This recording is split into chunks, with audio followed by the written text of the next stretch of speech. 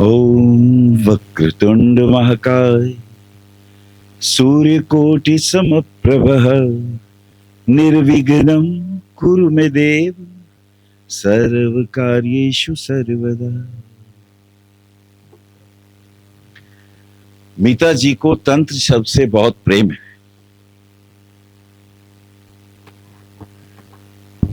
दरअसल वो चाहती हैं समस्याएं हैं तो समाधान भी होने चाहिए, बीमारियां हैं तो हमें डॉक्टर चाहिए,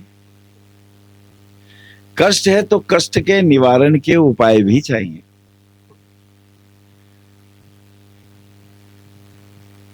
भगवान शिव भगवती पार्वती को वो पूछती हैं, प्रभु मनुष्य इतना दुखी क्यों है, मनुष्य को इतने कष्ट क्यों है। 84 लाख योनियां भोगता भोगता बड़ी मुश्किल से तो मनुष्य योनि मिली है, और जब तक उसे अकल आती है 30-35 साल तो गुजर चुके होते हैं। वो दोस्तों के प्रभाव में होता है, पड़ोसियों के प्रभाव में होता है, स्कूल के प्रभाव में होता है, और जब उसको थोड़ी बहुत अकल आती है 10-15 साल गुजर जाते हैं तो 50 साल का हो चुका होता है। बच्चों को समझाने और पढ़ाने की स्थिति में आते आते और शादी करते करते खुद फिर वो वानप्रस्थ की अवस्था में पहुंच जाता है। तो बड़ी मुश्किल से कभी कोई कुछ अर्जित कर पाता है। उस विधा को क्या मैं अगले जन्म में ले जा सकता हूं? जितना मैंने सीखा है, क्या ये सीखा हुआ मैं अगले जन्म की यात्रा में साथ ले जा सकता हूं? ये बड़ा बहुमूल्य प्रश्न है। हमारे शास्त्रों में इसके बड़े वर्णन हैं। अब आप में से कुछ डॉक्टर हो गए हैं, कुछ हीलर हो गए हैं, कुछ को ज्योतिष का 12 भाग तो कौन देखना जानेगा, एक भाग की ही मास्टरी हो जाए। अगर कोई पंचम भाव को ही सिद्ध कर ले, अब पंचम भाव के जितने कारक होते हैं उन कारकों की हमें अकल आ जाए कैसे यूज करना है। अब 12 भाव 12, अब हर एक के कारक अलग अलग, और हर एक के भीतर इतने गहन राज छिपे हुए हैं, एक जन्म में तो कोई सीख नहीं पाता। कोई सीख जाए और फिर उसे संजो के रखे, आप अपने बच्चों को दे पाए, जरूरी है। ये ब्रह्म विद्या है। ब्रह्म विद्या इसलिए है कि इस मृणमय शरीर में जो चिन्मय के दर्शन कर ले। यहां पृथ्वी पर हम जो कुछ भी अर्जित करते हैं वो यहीं रह जाता है। वो पद प्रतिष्ठा भी रह जाती है, वो मान सम्मान और अपमान भी यहीं रह जाता है। वो जो आपने धन कमाया, आपने जो साम्राज्य स्थापित किया छल से, कपट से, प्रपंचों से, सब यहीं रह जाता है। साथ सिर्फ तुम्हारे कर्म यात्रा करते हैं, तुम्हारा सूक्ष्म शरीर और तुम्हारे कर्म। 27 तत्वों की ये देह आपकी। देखिए तंत्र की बातें चल रही हैं, ये तंत्र का संबंध आपसे है। तंत्र पे बोला नहीं जा सकता। तंत्र विषय बोलने का नहीं है, तंत्र विषय करने का है। तंत्र विषय साधना को साधने का है, और उस साधना के पथ पे आपको ही चलना है। और जब आप चलते हैं तो उसमें बहुत से पड़ाव हैं, बहुत बार आप चूकते हैं, और उस मार्ग पे आपको कोई बताने वाला नहीं है। किताबों में लिखी हैं विधियां, मैं सुनता हूं 10 विद्या, मैं सुनता हूं श्री विद्या। मैंने अभी सुना था कुछ देर पहले ब्रह्म विद्या के बीज, 10 विद्याओं के बीज। ये कहना तो बड़ा आसान है, एक बीज का उच्चारण तक तो हम कर नहीं सकते। संस्कृत हमारे पास है नहीं, और जिनके पास है 2-4 को छोड़ दो तो उन पे अनुभव नहीं, अनुभव हो तो अभिव्यक्ति नहीं। बड़ी मुश्किल यात्रा है। कभी कभी शिव अनुभव भी, अनुभूति भी और अभिव्यक्ति भी। भगवती पार्वती से उनके पूछने पर कि प्रभु मनुष्य इतना दुखी है, कष्ट में है, तो ये सुखी कैसे हो? तो एक बहुत कीमती बातें वो बताते हैं कि सबसे पहले आपको, क्योंकि ये तंत्र का अर्थ ये है कि अपने को साधना। तंत्र का अर्थ ये है कि जो 5 तत्वों का आपका शरीर बना है, उन 5 तत्वों के रहस्यों को जानना। क्योंकि जो तुम हो, तुम्हें क्या लगता है कि ये शरीर तुम हो? शरीर तो उपकरण है। अब ये मेरे हाथ में सैमसंग का मोबाइल है, तो इसमें जो जो कुछ फीड है ये उतनी ही बात करेगा, लेकिन जो इसको फीड करने वाला है उसकी स्थिति बहुत आगे तक की है। ऐसे ही ये जो शरीर मिला है, माता पिता के कारण आपको ये शरीर मिल गया है, और इस शरीर में भी किसी को पुरुष शरीर मिला है तो किसी को स्त्रीण शरीर मिला है। अब किसी को ये धोखा हो इस देवी को कि मैं स्त्री हूं तो ये गलतफहमी में है, या मुझे ये गलतफहमी हो कि मैं पुरुष हूं तो मैं भी गलतफहमी में हूं। मुझे पुरुष शरीर मिला, बस इतनी सी बात है। आत्मा ना पुरुष होती है ना स्त्री होती है।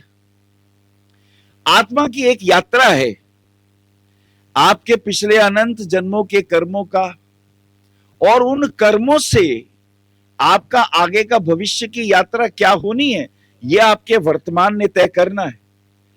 तो ज्योतिष कोई भविष्य की बात नहीं है, ज्योतिष वर्तमान की यात्रा है। अतीत जा चुका, वर्तमान में अगर तुम सजग हो तो ये तंत्र है। अगर जो वर्तमान में जागरूक है तो वो तंत्र है। तंत्र का अर्थ यह है कि मैं किस प्रकार से, किस विधि से, मेरा उद्देश्य क्या है। इसमें 3 चीजें हैं। सबसे पहली चीज है, अब ब्रह्मा जी है ना, पहले ब्रह्मा विष्णु महेश, तो ब्रह्मा जी सृजन करते हैं, क्रिएशन है, कामनाएं हैं, मुझे क्या चाहिए, यह क्रिएटिविटी है। तो आपकी कामना होनी चाहिए, आप क्या चाहते हैं।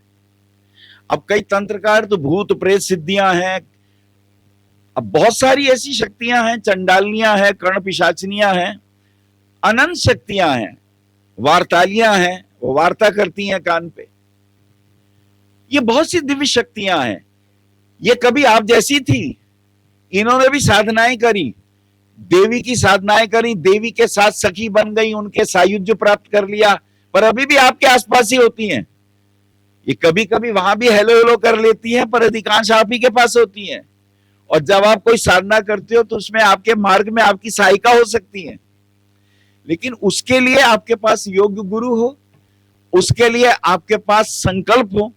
सबसे पहली इच्छा शक्ति, उसके बाद ज्ञान शक्ति, और उसके बाद क्रिया शक्ति। ये तंत्र का सबसे कीमती, महत्वपूर्ण ये पहला चरण है।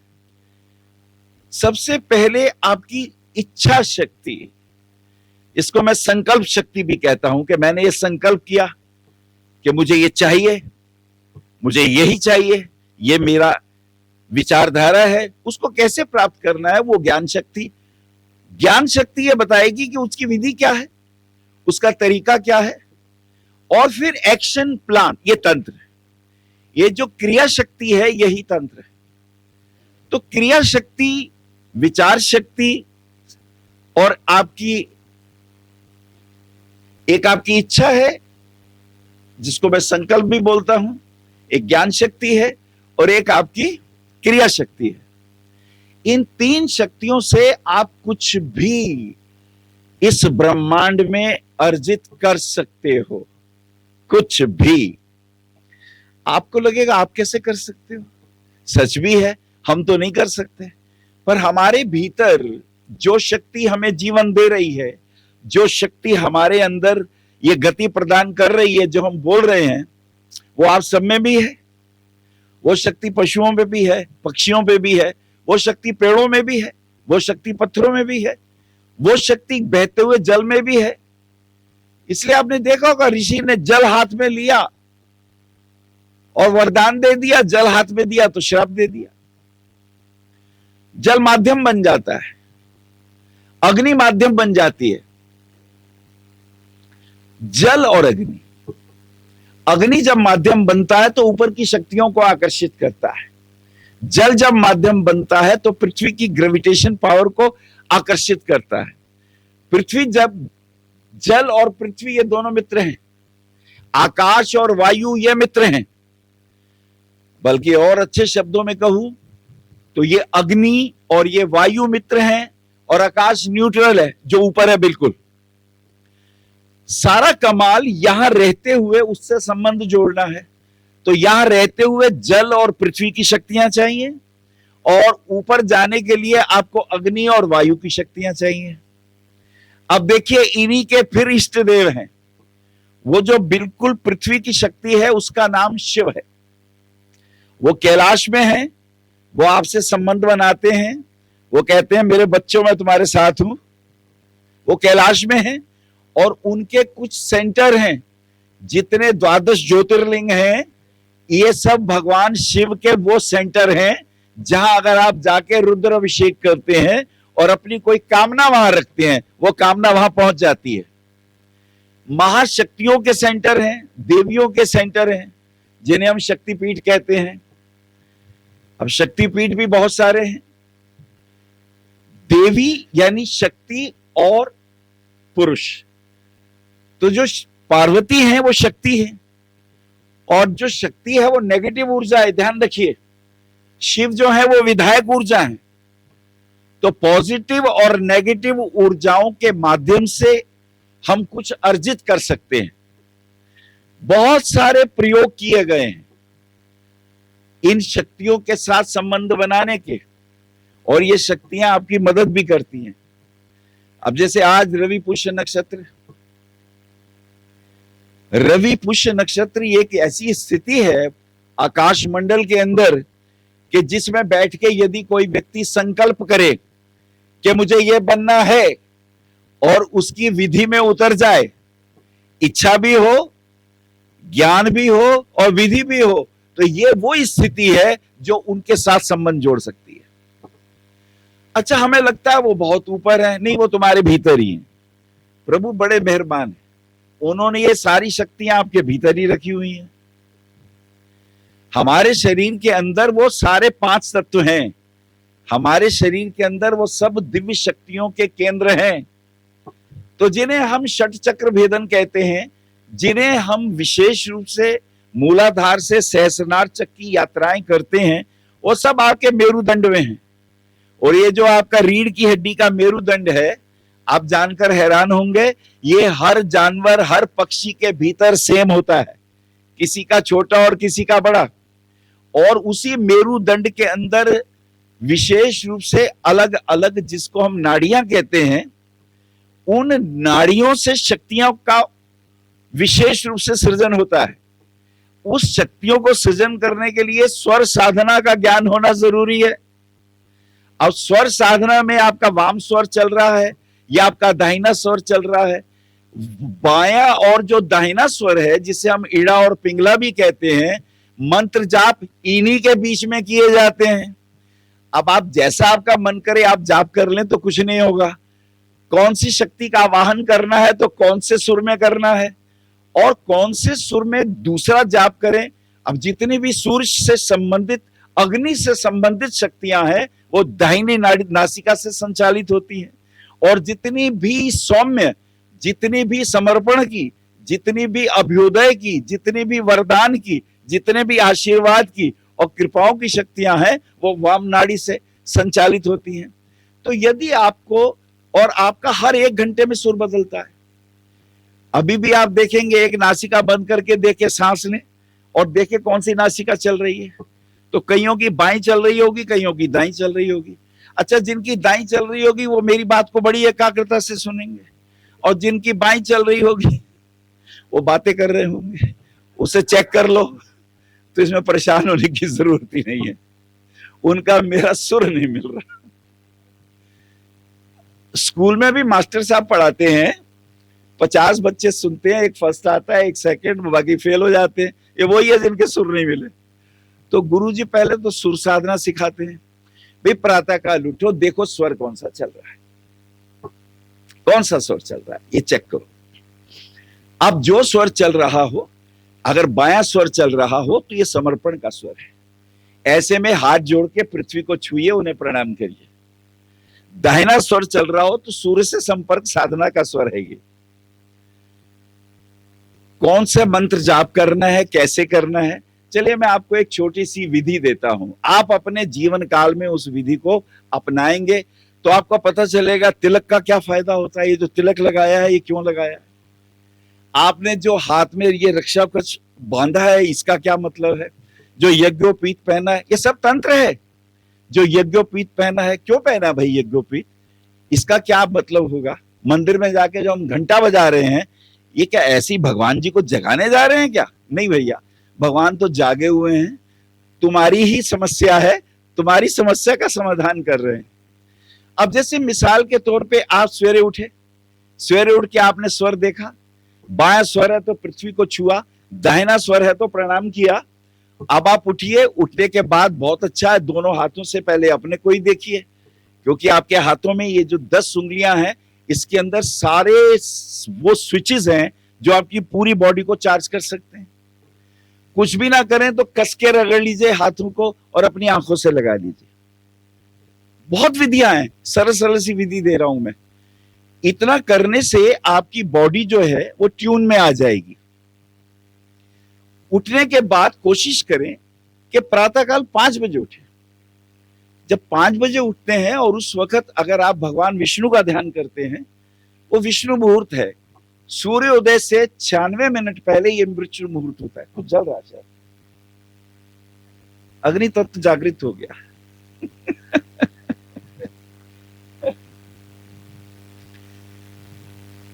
देखिए, सनातन के अद्भुत रहस्यों को आप जानेंगे तो आप आनंदित होंगे।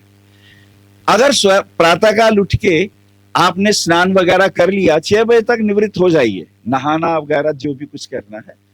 और कोशिश ये करें जब आप नहाने जाते हैं तो पहले अपने पैर पानी में रखिए। सिर पे पानी मत डालिए, हाथों पे पानी मत डालिए, पहले चरणों पे रखिए।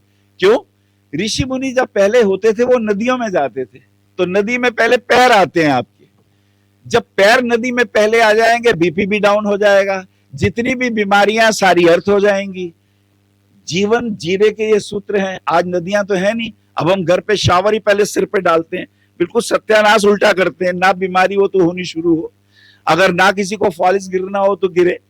अभी सिर के ऊपर बहुत इंपॉर्टेंट पार्ट है ये आपका, और ये पूरे बॉडी को संचालित करने वाला है। तो पहले पैर धोइए, फिर हाथों को धोइए, फिर नाभि, फिर धीरे धीरे ऊपर आइए।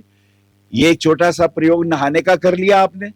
इसके बाद आप कोशिश करें नहाने के बाद, बहुत अच्छा हो सरल सा उपाय, घर में अगर तुलसी है तो तुलसी को जल दे दीजिए। तुलसी के पत्तों के अंदर पारा होता है, इसको कभी चबाते नहीं है। इसको चबाएंगे आपके दांत खराब हो जाएंगे। तुलसी को हमेशा निगलते हैं, और इसके अंदर वो शक्ति है कि आपके शरीर के अंदर जितने भी प्रकार के विटामिन कम होंगे या इन्फेक्शन होंगे, वो तुलसी दल लेते ही ठीक हो जाएंगे। और अगर आपने गलती से या अच्छा से, अगर घर में आपके शंख है, शंख का जल अगर आपने हाथ में ले लिया, ये तो अमृत हो गया। शंख का जल लेते ही भगवान विष्णु के साले जी हैं, तो इनके अंदर बड़ी शक्ति है। तो उसी वक्त एक मंत्र बनता है, अकाल मृत्यु भय हरणम।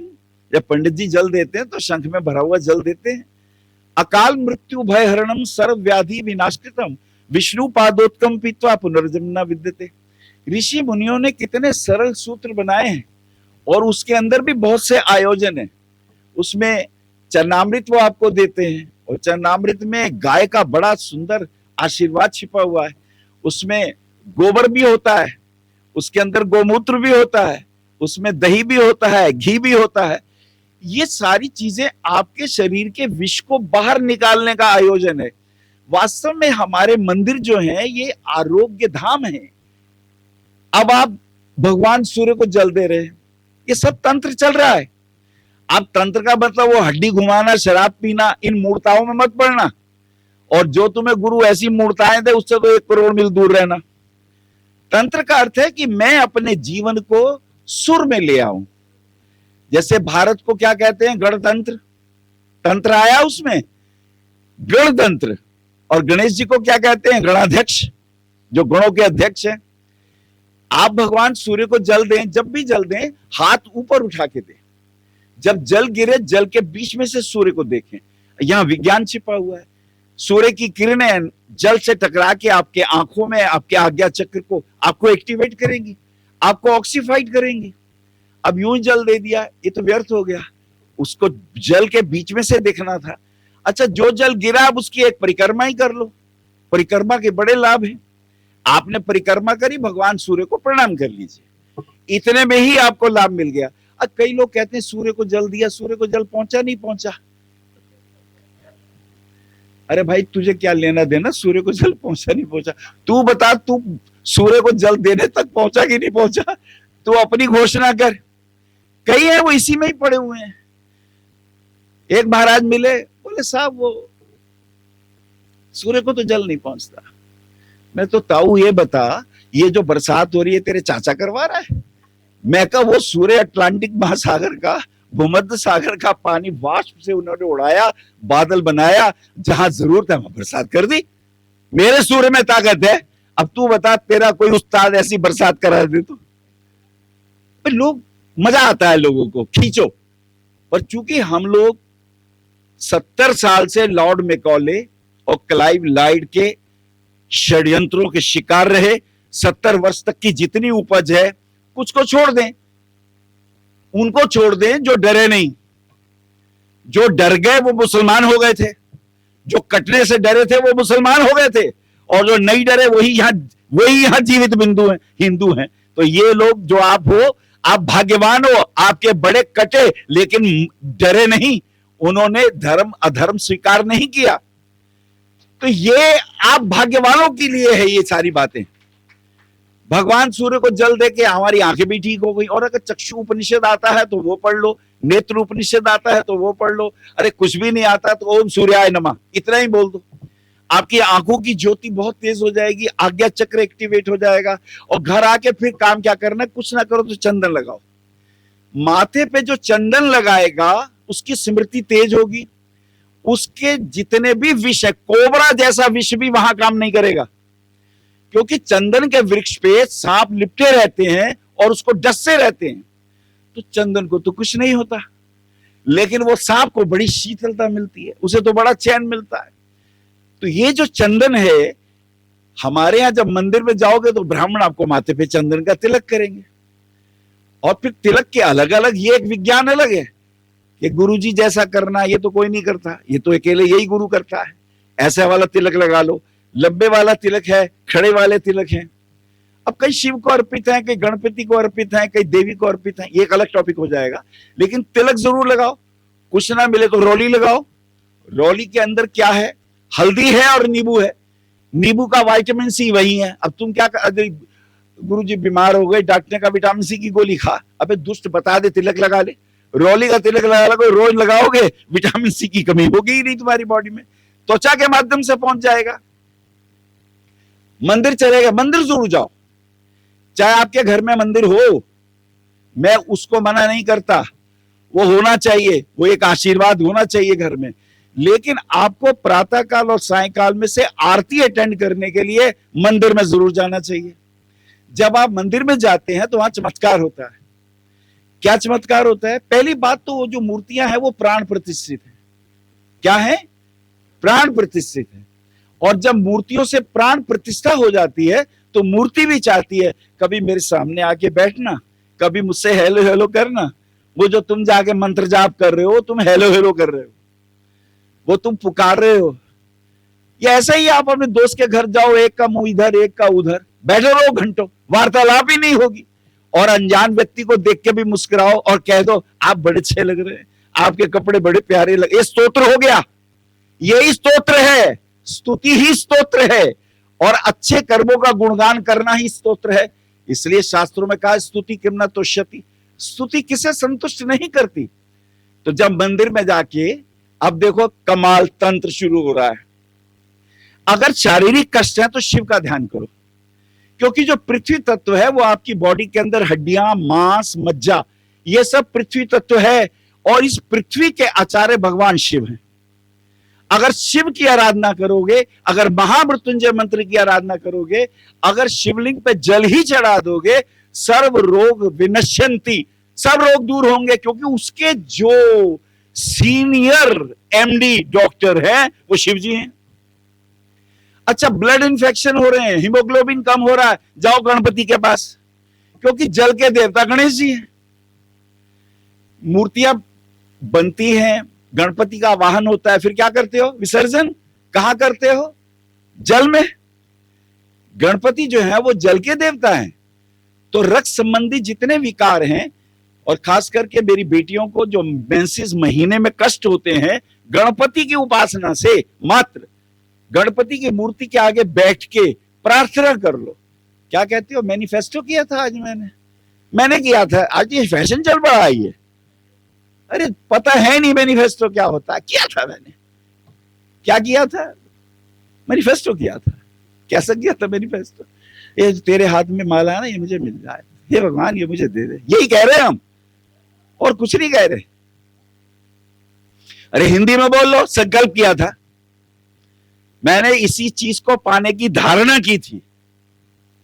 जिस चीज को आप बार बार याद करोगे, जिस चीज को आप बार बार, प्रभु वो चीज तुम्हारे सामने ले आएगा। प्रभु क्या लाएगा? वो मैसेज रिसीव करता है दूसरा भी। अच्छा, तू किसी मूर्ति को ऊपर कर दो, तुम मार्केट में जाओ, किसी मूर्ति को देखो, कितनी प्यारी है, ये मुझे लेनी है एक दिन, आज पैसे नहीं है।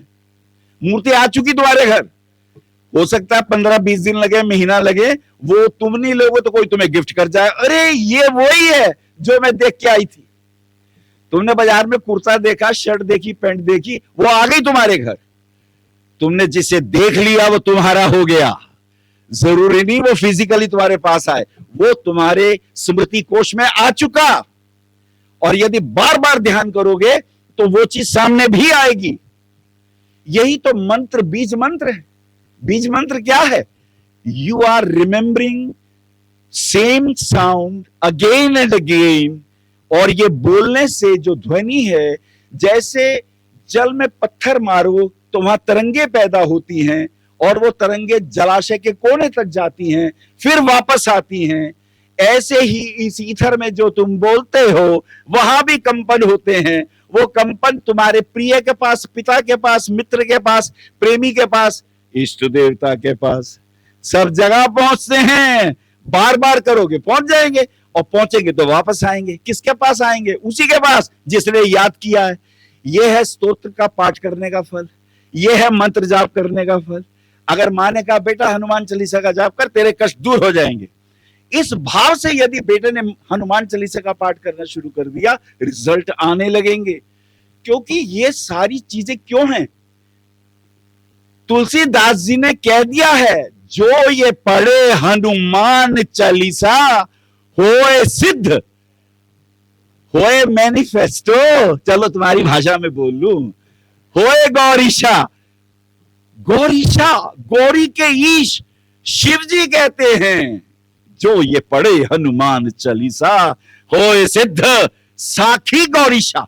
साखी प्रमाण, साक्षी हैं, मैनिफेस्टो के ताऊ हैं, उन्होंने तुम्हें बोल दिया। रक्त संबंधी विकार, गणेश जी की उपासना। अब आपने पृथ्वी के देवता कौन है? बोलो। शिव जी। जल के देवता कौन है? गणेश। अब इसके बाद है अग्नि। अग्नि, अग्नि, अग्नि क्या है? क्रोध बहुत आता है जी, बड़ा गुस्सा करता है, बड़ी बेइज्जती कर देता है, बहुत से। और मेरी तो सुनता ही नहीं है। पता नहीं कैसा पति मिला है, अपने माँ की सुनता रहता है, अपनी बहनों की सुनता रहता है, मेरी तो बड़ी बेइज्जती करता है। अब अग्नि तत्व को साधना है। अग्नि के देवता कौन है? अरे वाह भाई, खड़े हो जाओ और भाई इनके लिए तालियां बजाओ। और दूसरा कोई बोल ही नहीं सकता। शक्ति, शक्ति कौन सी? और सुनो, बहुत सी शक्तियां हैं, पर कौन सी? अब एक नाम बोलो। शक्ति तो सही है, अब एक नाम बोलो। तुम हैरान हो गए, सरस्वती भी उसे कहते हैं, गंगा भी उसे कहते हैं, पार्वती भी उसे कहते हैं, 10 विद्याएं भी उसी को कहते हैं, समझ जाओ। पर मेन शक्ति है दुर्गा। क्या है? दुर्गति नाशनी दुर्गे जय जय। वो दुर्गति का नाश करती है। और जिसे दुर्गा के, दुर्गा सप्तशती के 32 नाम की माला जो याद कर लेगा, इस पृथ्वी और ब्रह्मांड की जितनी भी शक्तियां हैं, चाहे वो खिंड मस्ता हो, चाहे वो बगलामुखी हो, चाहे वो मातंगी हो, चाहे वो धूमावती हो, चाहे वो कमला हो, सबकी सब ऐसे सामने खड़ी होंगी। क्यों? क्योंकि सब दुर्गा की शक्तियां ये। सबसे पहले अवतरण इन सभी शक्तियों का एक रूप में, दुर्गा के रूप में हुआ था। तो दुर्गा में सारी शामिल हैं और ये दुर्गा के अनंत रूप हैं। जैसी जैसी, तो जब कभी शत्रु आए, जब कभी शरीर में अग्नि के माध्यम से, अब बीपी बहुत हाई हो रहा है, धड़कन बहुत तेज हो रही है, उसका व्यवहार बड़ा कठोर है, हिंसक है, क्रूर है, देवी मां का जाप करो। दुर्गा सप्तशती का जो पाठ कर लेगा, जो देव्या कवच का पाठ कर लेगा, उसके शरीर में कोई बाधा नहीं रह सकती। कैंसर जैसा रोग, एड्स जैसा रोग हाथ जोड़ के दूर भागेगा। और उसकी विधि, ये आया तंत्र। दुर्गा सप्तशती का पाठ अष्टमी या चतुर्दशी तिथि को या अमावस्या तिथि को, लो मुहूर्त दे दिया आपको, चतुर्दशी तिथि को, अष्टमी तिथि को, अमावस्या तिथि को, यदि चंद्रमा, एक खास नक्षत्र है, उस नक्षत्र में गमन करे। कौन सा नक्षत्र है? कौन सा नक्षत्र है? खड़े हो जाओ, किसने बोला? जाओ, तालियां बजाओ। भागवत करते हैं, राज सभी जानते हैं। शतभिषा नक्षत्रे गते चंद्रमा, चंद्रमा यदि शतभिषा, कौन सा नक्षत्र है? राहु का। अब जितने आसुरी शक्तियां हैं, जितने भी दैत्य की शक्तियां हैं, जितनी भी दानवों की शक्तियां हैं, शतभिषा नक्षत्र को यूं प्रणाम करती है। और उसका देव कौन है? राहु। इस काल में यदि देवी की आराधना की जाए, दुर्गा सप्तशती का पाठ करो, उसमें देव्या कवच पढ़ो, देव्या कवच के बाद अर्गला पढ़ो, अर्गला के बाद कीलकम पढ़ो, और कीलकम तीनों पढ़ने के बाद कुंजिका स्तोत्र लास्ट में है। और कुंजिका स्तोत्र का जो पाठ कर लेगा, कुंजिका स्तोत्र वास्तव में मेघनाथ ने सिद्ध किया था। मेघनाथ की जो कुल देवी थी, उनका नाम था मां निकुंबला। निकुंबला का वो आराधना करके इतना अजय हो गया था, इंद्र तक को परास्त कर दिया था। और यदि कोई कुंजिका स्तोत्र का पाठ करे, तीनों कवच, अर्गला और कीलकम पढ़ के, ये तंत्र बता रहा हूं आपको मैं, और यदि उसके बाद कीलक के तीनों पढ़ने के बाद कुंजिका स्तोत्र का पाठ कर लेता है, और यदि कुंजिका स्तोत्र का पाठ दाहिने स्वर में कर लेता है, और यदि कुंजिका स्तोत्र का पाठ बाएं स्वर में कर लेता है, और यदि कुंजिका स्तोत्र का पाठ सुषुम्ना में कर लेता है, तो यम को जीत लेता है। अगर सुषुम्ना में कर लोगे तो यम को जीत लोगे, यानी मृत्यु का भय खत्म हो जाएगा। यानी इस जन्म में तुमने जो जो साधनाएं की हैं, जो जो अर्जित किया है ज्ञान, वो अगले जन्म में तुम्हारे साथ जाएगा। तभी तो कृष्ण कहते हैं अर्जुन को, अरे इस सूर्य को भी मैंने ज्ञान दिया था। बोले यार क्या बोल रहे हो, मेरे साथ खेले कूदे हो और तुमने सूरज को ज्ञान दे दिया। बोले तुम्हें पूर्व जन्मों का याद नहीं है, मुझे याद है। योगी सुषुम्ना में प्राण त्यागते हैं। सुषुम्ना में तो प्राण अगर ऊपर कर लो तो तुम्हें पुनः आयु और मिल जाएगी। बहुत से ऐसे योगी हैं हिमालय में आज भी। अब वो स्थान बहुत गोपनीय है, वहां पर ऐसे ऐसे साधक हैं, हजार हजार साल के साधक हैं। जब मृत्यु का वक्त पास आता है, सुषुम्ना में प्राण कर लेते हैं। सुषुम्ना में यम नहीं ले सकते प्राण। यम या तो आपकी बाई नाड़ी में होगा तो लेगा, दाई नाड़ी में होगा तो लेगा। और यदि सुषुम्ना में कोई साधक प्राण को ऊपर आज्ञा चक्र में ले जाए, साध ले, तो शरीर मृत हो जाता है, वहां कुछ बचता ही नहीं है। वो घड़ी निपटी, वो महाराज फिर आ गए। और फिर तो परकाया प्रवेश की सिद्धियां हैं। एक कभी पहाड़ पे चलना मेरे साथ, तो कुछ साधनाएं करवा दूंगा आपको, एक दो जिनको बहुत शौक हो तंत्र पे सुनने का। ये करने की विद्या है, और जो तुम चाहोगे वो होगा। तुम चाहोगे मेरा सुर सही हो, तुम चाहोगे मैं बहुत टॉप क्लास बैट्समैन बनूं, मैं बहुत अच्छा क्रिकेटर बनूं, मैं बहुत अच्छा साधक बनूं, ये सब घटनाएं घटती हैं।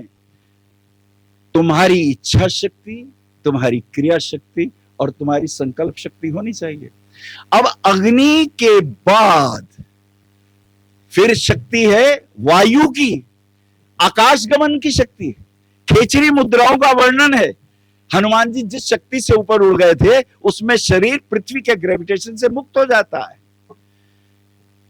वायव्य शक्ति की साधना, अब कई योगियों के आपने चित्र देखे होंगे, खास करके क्रिया योग के जो साधक होंगे वो मेरी बात को समझेंगे। आपके तिब्बत में अभी भी शंग्रीला नामक एक स्थान है, गोपनीय स्थान है, वो गुरुओं का स्थान है। मैं बोलना नहीं चाहता था, ये बहुत सिद्ध जगह है।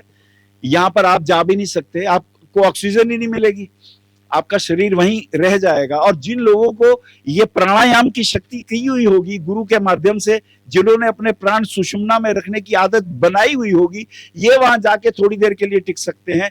तब आपके संपर्क होते हैं ऋषि मुनियों से। तालियां बजाओ इस बात पे। तब संपर्क, आपके संबंध होते हैं सप्त ऋषियों के किसी से। तब आपको कभी कोई कबीर, कभी कोई गोरखनाथ जी, कभी तुम्हें कोई तेलंग स्वामी, ये योगी कथा अमृत पढ़ोगे उसमें ये बातें मिलेंगी आपको। तब इन दिव्य चेतनाओं के वो आपसे उस ऑरा में हेलो हेलो कर सकते हैं। या आप सो जाओ, जब आपका कॉन्शियस ब्रेन सो जाए, सब कॉन्शियस एक्टिवेट हो जाए, तब उसके माध्यम से आपके संपर्क हो सकते हैं। लेकिन तब आप सोए हुए हैं, क्या ही अच्छा हो मैं भी जागा हुआ हूं और उनसे भी मेरी बात हो जाए।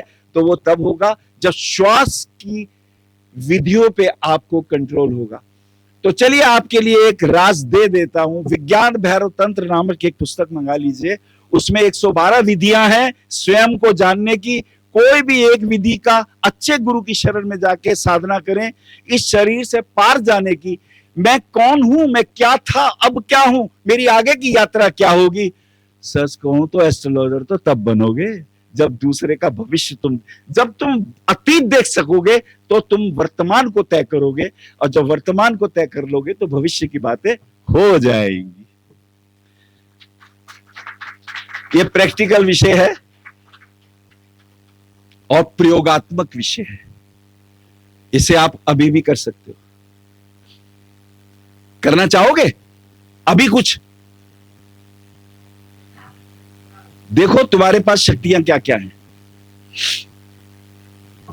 चलो ये हाथ को ऐसे करो, बोलो हा, जोर से बोलो हा। ये हवा गर्म है कि ठंडी? गर्म। 0 डिग्री में भी हा, तुम्हारी बॉडी का अग्नि तत्व प्रदीप्त हो जाएगा और तुम्हारे भीतर से हीटर चलना शुरू हो जाएगा, तुम्हें ठंड नहीं लगेगी। अब जब कभी बाबा अमरनाथ या कहीं जाओ ठंड लग रही हो तो ये हा। अब देखो मंत्र क्या है, हर हर हर हर महादेव, हा की ध्वनि है वहां। मंत्र विज्ञान के सीक्रेट। अच्छा जी मैं तो लू चल रही है गुरुजी, मुझे एसी चाहिए, एसी चाहिए, लो एसी ले लो। चलो फिर करो हा, ऐसे करो।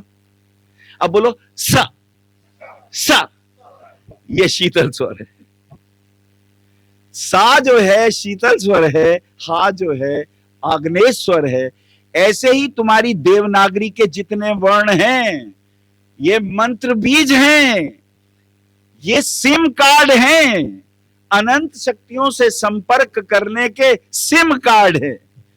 वो भी एक महाराज जी ने बताया कि हलीम शब्द बोल दो, बगलामुखी से कांटेक्ट हो जाएगा। बीज मंत्र की बात करी, वो सही कह रहे हैं, लेकिन ये है क्या, इसे बोलेंगे कैसे ये नहीं जानते हम। सुन रखा है हमने पर जानते नहीं है।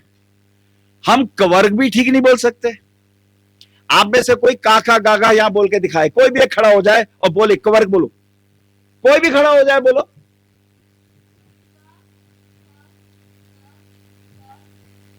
बैठ जाओ, शाबाश। ये सबकी हालत है, जो उन्होंने कहा है यही सब बोलेंगे, लेकिन इसमें शब्द सही जगह से उच्चारण नहीं हुआ। अगर हम संस्कृत सीखते हैं तो हमें उच्चारण करना आ जाता। का शब्द, इसमें 5 तत्व हैं, इसमें आकाश भी है, इसमें जल भी है, अग्नि भी है, वायु भी है, पृथ्वी भी है। तो सबसे पहले जो का शब्द है वो आगे रखा हुआ है। कैसे बोलेंगे? क, का नहीं, क। खा पीछे, ख, क, ख, ग, घ, न, ये हुआ उच्चारण।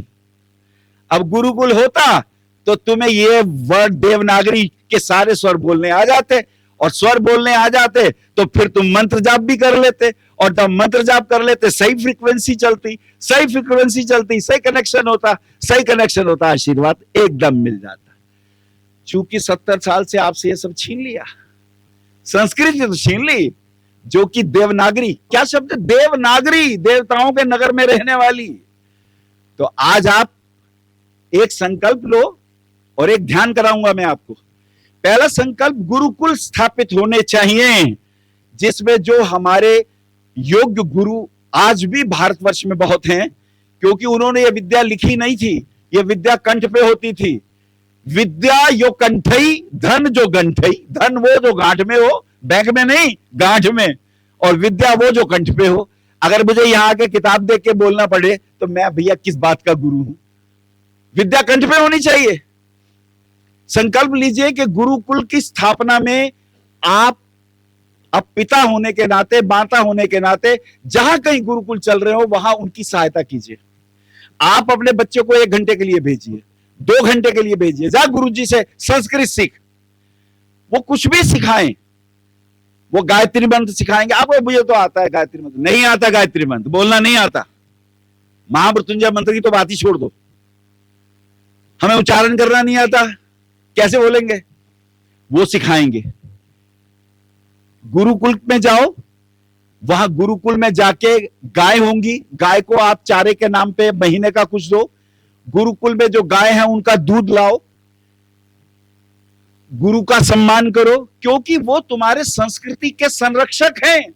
वो तुम्हारे वेदों उपनिषदों के ये जो सारे भागवताचार्य कथाएं कर रहे हैं, ये एक ही शोले को बार बार सुना रहे हैं, बार बार सुना रहे हैं। काहे को सुना रहे हैं? उसके अंदर बहुत सी चीजें हैं, उसको हमें अपने बच्चों को देना है। एक तो गुरुकुल हो, एक गोकुल हो।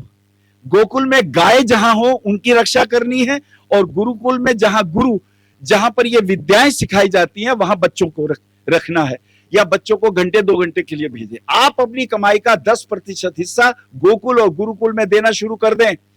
अगर नहीं करेंगे तो आने वाले 25 से 30 साल में आप बचेंगे नहीं। इस वक्त 40% से ज्यादा आबादी उन अधर्मियों की है जो इस ताड़ में है कि तुम्हारा अर्जित धन संपदा सब कुछ बर्बाद कर दें। उससे भी ज्यादा जरूरी यह है कि जो विश्व को ज्ञान दे सकता है, जो विश्व को ध्यान दे सकता है, उस संस्कृति को जिंदा रहना चाहिए। तो हम पहला काम तो यह करें। अब दूसरा काम ध्यान करें। मैं अभी कराने जा रहा हूं, आप लोग मेरे साथ 2-3 मिनट की एक यात्रा में चलेंगे, और आपको सबसे पहले आज यह महसूस होगा मैं कौन हूं। बोलो, मैं कौन हूं? मैं कौन हूं? क्या पुरुष हूं? क्या स्त्री हूं? क्या ब्राह्मण हूं? क्या क्षत्रिय हूं? क्या शूद्र हूं? मैं जानना चाहता हूं मैं कौन हूं।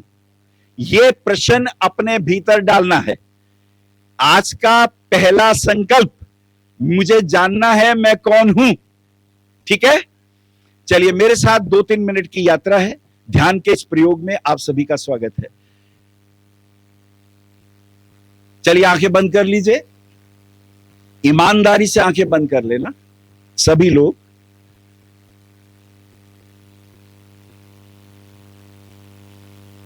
और सिर्फ एक चीज का ध्यान करना है, ध्वनि का, साउंड का।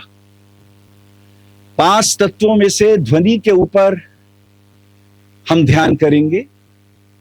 देखो, इस ध्यान में भी कुछ लोग चुगलबाजियां कर रहे हैं, उनकी ध्वनि को सुनो, उनकी आवाज को सुनो, ध्यान से सुनो।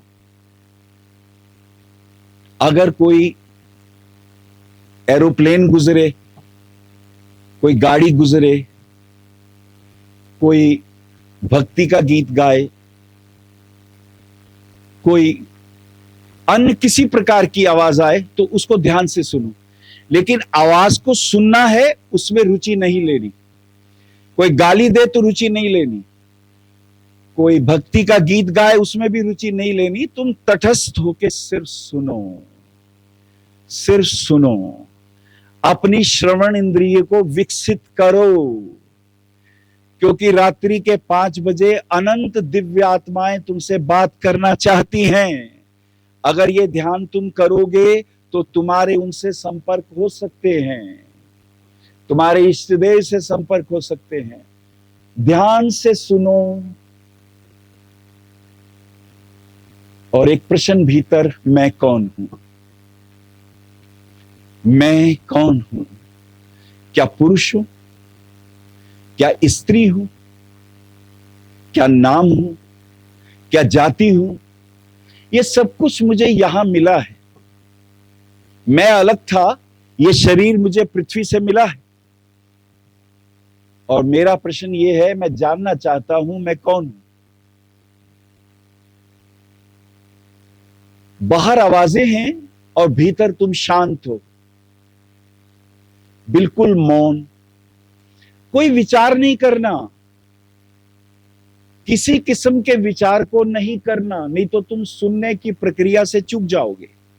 ये भगवान शिव और पार्वती को दिया हुआ उसी 112 विधियों में से एक विधि है। शांति पूर्वक अपने विचारों को भी सुन लो। अगर कोई विचार आ रहा हो उसे भी सुन लो, विचार को करना नहीं है। तुम्हारे भीतर के मौन में किसी प्रकार का उपद्रव नहीं चाहिए। कोई भाव आ रहे हो, करुणा के, प्रेम के, नफरत के, उन्हें भी देख लो, उन्हें करना नहीं है। तुम्हें विचार शून्य होना है, तुम्हें भाव शून्य होना है। हमारे भीतर बहुत कचरा है, विचारों का, गालियों का, नफरत का, ईर्ष्या का, द्वेष का, सब पलट देना है। भीतर जिस देव की आराधना हम कर रहे हैं उसके लिए आसन बहुत पवित्र चाहिए। न विचार चाहिए, न भाव चाहिए। भाव शून्यता विचारों से गहरी है। विचार पुस्तकों से आते हैं, वो तुम्हारे नहीं है। Thoughts are coming from guru, from teacher, from books, but you are not a thoughts, you are a thinker greater than the thoughts. तुम विचारों से बड़े विचारक हो। विचार अलग, तुम अलग। तुम्हारे पास बहुत से भाव आएंगे, प्रेम के, नफरत के, ईर्ष्या के। तुम फीलर हो, फीलिंग्स नहीं हो। अक्सर हम फीलिंग से दुखी हो जाते हैं, उसने मेरी बेइज्जती कर दी। कोई तुम्हारी बेइज्जती नहीं कर सकता जब तक तुम बेइज्जती लेने के लिए तैयार ना हो। विचारों का लेना भिखारीपन है, भावों का ग्रहण करना भिखारीपन है। We are not the beggars. हमें कोई कुछ भी दे और हम ले लें। आंखें बंद, पूरा ध्यान इस प्रक्रिया में लगा दो। हमें कुछ नहीं लेना है, हम बस साक्षी हैं इस वातावरण के। और तुम्हारा दिल भी धड़क रहा है, यह आखिरी धड़कन है, यह आखिरी आवाज है। अब भीतर की ओर यात्रा करो, धड़कते हुए दिल की ध्वनि को सुनो, शांत होके सुनो। ये अंतिम ध्वनि है। ये ध्वनि नहीं रहेगी तो तुम जीवित नहीं रहोगे। इस ध्वनि के भी साक्षी हो जाओ। विचार शून्यता, भाव शून्यता और अंतिम ध्वनि को ध्यान से सुनो। और एक आखिरी ध्वनि और है जिससे तुम जीवित हो। श्वास आ रही है, श्वास जा रही है, इसकी भी एक ध्वनि है। जो श्वास आ रही है वो जीवन है, वो प्रकाश है, वो शक्ति है, वो ऊर्जा है, वो जीवन है, वो परमात्मा द्वारा प्रदत्त हमें ऊर्जा है। ये जो भीतर आ रहा है ये जीवन है, और जो बाहर श्वास गई ये मृत्यु है। ये बुरे विचार हैं, नकारात्मक ऊर्जाएं हैं। जिसने भी हमें जो कचरा दिया, नफरत का, उपेक्षाओं का, व्यंग का, ये सब उससे बाहर निकाल दो। प्रकृति से ले रहे हो शाश्वत ऊर्जा और बाहर फेंक रहे हो नकारात्मक ऊर्जा। सकारात्मक ऊर्जा और नकारात्मक ऊर्जा के बीच में भी तुम साक्षी रहो। और प्रश्न वो जागृत रहे, मैं कौन, मैं कौन, मैं कौन, मैं कौन। अब प्रश्न भी छोड़ दो। अब मन में यह प्रश्न रहेगा, मैं कौन हूं, मैं कौन हूं। और मृत्यु के वक्त भी यही ध्यान रहना चाहिए। यम तुम्हें पीड़ा नहीं दे पाएगा। आती जाती श्वास के बीच में भी होश रहें। इस मृणमय शरीर में जो चिन्मय है, ये जो श्वास आ रही है जा रही है, इसके प्रति सजग रहो। ये श्वास के ऊपर प्राण तत्व तैर के आता है। प्राण पान व्यान उदान समान, नाग कूर्म कृकल देवदत्त धनंजय। ये 10 प्राणों का मुखिया प्राण है, ये तुम्हारी श्वास पे तैर के आता है। होश रहे। जब रात्रि को सोने लगो ये ध्यान करना, मैं कौन हूं ये प्रश्न भीतर छोड़ देना और जागरूक रहना। इसी को कृष्ण कहते हैं, जब गृहस्थी सोते हैं योगी जागता है, तो योगी ध्यान के मार्ग से होश में रहता है। और तुम कभी पाओगे कि रात को ध्यान करते करते सुबह हो गई, वो 8 घंटे कहाँ निकल गए तुम्हें पता ही नहीं चला।